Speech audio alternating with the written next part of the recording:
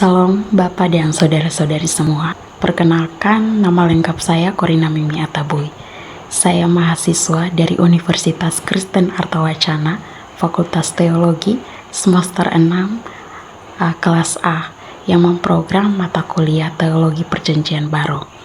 Saya akan menjelaskan sebuah materi dengan judul Politik Paulus dan Politik Kekaisaran, suatu telah teologis atas ideologi kekaisaran dan identitas jemaat berdasarkan Filipi pasal 2 ayat 5 sampai ayatnya ke-11 dan Efesus pasal 2 ayat 19 sampai 22. Nah, kita melihat bahwa kekristenan yang lahir dan berkembang dalam bayang hegemoni kekaisaran Romawi yang menuntut ketaatan total dari warganya, termasuk dalam bentuk kultus kepada kaisar.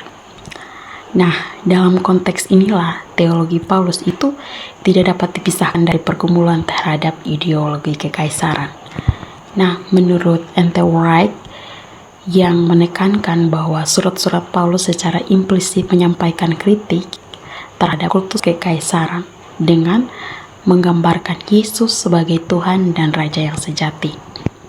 Mikhail Gorman juga menyoroti bahwa spiritualitas Paulus itu bersumber pada salib Kristus sebagai bentuk kekuasaan yang dibalikan. Kita melihat bahwa teks Filipi pasal 2 ayat 5 sampai 11 dan Efesus pasal 2 ayat 19 sampai 22 ini menjadi fondasi penting dalam memahami respon Paulus terhadap kekuasaan duniawi. Dalam Filipi, Paulus itu menampilkan Yesus yang tidak mengejar kesetaraan dengan Allah, tetapi justru merendahkan diri hingga mati di kayu salib. Sebaliknya, Efesus ini dia menegaskan transformasi identitas umat percaya sebagai warga kerajaan Allah yang baru, bukan lagi warga dunia yang terkotak-kotak secara etnis dan status sosial. Nah, tulisan ini dia bertujuan untuk menelaah bagaimana Paulus membangun suatu teologi politik yang bersumber pada Kristus dan bagaimana pemahaman ini membentuk identitas dan etis dan sosial jemaat di tengah dunia yang dikuasai oleh kekuatan imperial. Kita juga melihat bahwa dalam konteks gereja Masehi Injili di Timur Gemit, nah ini menjadi sebuah refleksi penting bagi gereja dalam menghadapi tantangan relasi kuasa, baik itu dalam struktur internal, gerejawi, maupun dalam hubungan dengan pemerintah dan masyarakat. Gemit ini dipanggil untuk membangun spiritualitas pelayanan yang tidak tunduk pada dominasi kuasa duniawi, melainkan bersumber pada teladan Kristus yang merendahkan diri. Ada juga persoalan penting, yaitu gereja sebagai bawahan pemerintah dan apakah rakyat atau jemaat ini memiliki hak yang sama sebagai warga negara Kesatuan Republik Indonesia. Seorang ahli bernama Nainggolan ini dia juga menyoroti untuk memelihara negara yang utuh dibutuhkan upaya pemerintah dan membangun masyarakat yang egaliter. Kita melihat ada beberapa poin yang disampaikan untuk kita bisa melihatnya bersama-sama, yaitu yang pertama, ideologi kaisar dan juga Kristus sebagai raja. Ini kita bisa melihatnya dalam Filipi pasal 2 ayat 5 sampai 11. Nah, dalam Filipi pasal 2 ayat 5 sampai 11 ini Paulus mengutip sebuah himne kristologis yang menggambarkan kenosis Kristus, yaitu pengosongan dirinya. Nah, Yesus yang adalah dalam rupa Allah ini tidak mempertahankan hak istimewanya, melainkan mengambil rupa seorang hamba dan taat sampai mati. Menurut Nasrallah, Filipi pasal 2 ayat 5 sampai 11 ini sebagai himne yang menantang ideologi politik Romawi dengan menyoroti bagaimana narasi kenosis Kristus berfungsi sebagai kritik terhadap kekuasaan imperial Konsep ini sangat kontras dengan ideologi Kekaisaran Romawi. Dalam sistem imperial Romawi, kaisar itu dipandang sebagai ilahi, yang biasa disebut juga sebagai sumber kedamaian dan objek penyembahan. Agustinus misalnya, dia ini menerima gelar seperti anak dewa dan juru selamat dunia. Dalam terang ini, deklarasi Paulus bahwa Yesus yang diberi nama di atas segala nama merupakan pernyataan politik yang radikal. Sementara itu, menurut Birit, konsep kewarganegaraan dalam surat Paulus kepada jemaat Filipi itu bagaimana Paulus membingkai identitas Kristen dalam konteks politik Kekaisaran Romawi. Menurut N.T. Wright, Filipi 2 bukan sekedar ajaran etis tentang kerendahan hati, melainkan suatu subversi terhadap kekuasaan Romawi, Yesus sebagai Tuhan, atau bisa disebut dalam bahasa Yunani, kairos, menggantikan posisi kaisar sebagai penguasa tertinggi. Nah, hal ini merupakan bentuk kristalisasi dari keyakinan awal gereja bahwa kekuasaan sejati itu berasal dari pengorbanan, bukan dominasi. Seorang filsuf bernama Mikhail Gorman juga menekankan bahwa kenosis dalam Filipi ini bukan hanya tindakan unik Yesus, tetapi juga pola hidup yang harus diteladani oleh jemaat. Dengan demikian, politik Kristus adalah politik salib, yang dimana kekuasaan dalam kerendahan, kemuliaan dalam penderitaan. Nah, dalam kehidupan bergereja di Gemit, prinsip genosis ini menjadi tantangan nyata dalam praktik kepemimpinan gerejawi dan pelayanan. Pendeta, majelis, dan pelayan lainnya ini dipanggil bukan untuk mengejar posisi atau kehormatan, tetapi untuk merendahkan diri dan melayani. Keteladanan Kristus itu menjadi paradigma utama dalam pelayanan Gemit, khususnya dalam konteks dinamika internal yang sering dipengaruhi oleh budaya, senioritas, patronase, atau jabatan struktural. Warga kerajaan Allah dalam dunia, ini poin yang kedua. Itu kita bisa melihatnya dalam Efesus pasal 2 ayat 19 sampai ayat yang ke-22. Nah, dalam surat Efesus ini dia menegaskan perubahan identitas umat percaya dari orang asing dan pendatang menjadi kawan sewarga dari orang-orang kudus dan anggota keluarga Allah. Kita melihat bahwa transformasi ini merupakan dampak dari karya rekonsiliasi Kristus di kayu salib. Menurut Sahner,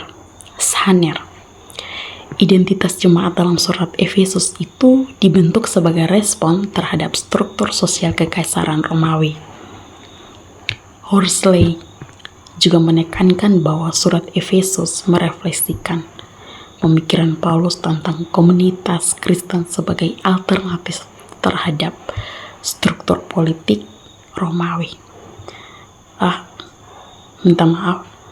Nah, Horsley dia menekankan bahwa surat Efesus merefleksikan pemikiran Paulus tentang suatu komunitas Kristen sebagai alternatif terhadap struktur sosial dan juga politik Romawi. Nah, dalam dunia Kekaisaran Romawi yang terbagi dalam hierarki etnis dan status sosial, deklarasi ini sangat revolusioner. Paulus menyatakan bahwa di dalam Kristus tidak ada lagi batas-batas yang memisahkan Yahudi dan non-Yahudi, tuan dan budak, laki-laki dan perempuan. Menurut Wright, teks ini menunjukkan bagaimana komunitas Kristen mulai membentuk polis alternatif, yaitu komunitas yang tidak tunduk pada logika kekuasaan duniawi. Nah, identitas sebagai warga kerajaan Allah itu melahirkan sebuah komitmen untuk hidup dalam damai, kesatuan, dan keadilan. Menurut Carter, komunitas Kristen sebagai bait Allah yang hidup, itu dia berlawanan dengan kuil-kuil kekaisaran. Mikhail Gorman juga menyebutkannya sebagai komunitas yang biasa disebut sebagai eklesiologi kenotik, yakni gereja yang dibentuk oleh pola pengosongan diri Kristus. Gereja bukan hanya tempat ibadah, tetapi tubuh sosial politik yang menunjukkan gaya hidup kerajaan Allah di dunia. Persoalan perbudakan pada zaman Paulus menurut Paradik melahirkan persoalan dalam teologi Kristen. Nah, di sini timbul sebuah pertanyaan, apakah perbudakan di sini diizinkan dalam agama Kristen? Nah, terhadap persoalan ini menurut Paradik Rasul Paulus, dia menawarkan adanya suatu konsep pembebasan. Gemit sebagai gereja yang multikultural dan tersebar di berbagai wilayah, itu seringkali menghadapi tantangan perpecahan dan eksklusivisme berbasis suku, kelas sosial, atau politik. Nah, teks Efesus pasal 2 ayat 19-22 ini, dia menegaskan kembali panggilan Gemit untuk membangun persekutuan yang inklusif dan egaliter. Liturgi, kebijakan pelayanan, dan kehidupan jemaat hendaknya harus mencerminkan bahwa semua orang dipanggil menjadi satu tubuh dalam Kristus. Sehingga dari materi ini kita dapat menyimpulkan bahwa Paulus tidak hanya menyampaikan pesan-pesan rohani personal, tetapi dia membangun suatu teologi politik yang berakar pada figur Yesus sebagai Raja yang mengorbankan diri dalam konteks kekaisaran Romawi yang menuntut penyembahan kepada penguasa manusia. Paulus juga menyampaikan Kristus sebagai satu-satunya kairos, sumber otoritas sejati. Hal ini menjadi bentuk subversi teologis terhadap dominasi kekuasaan Romawi dan ideologis kekaisaran yang menuhankan kaisar.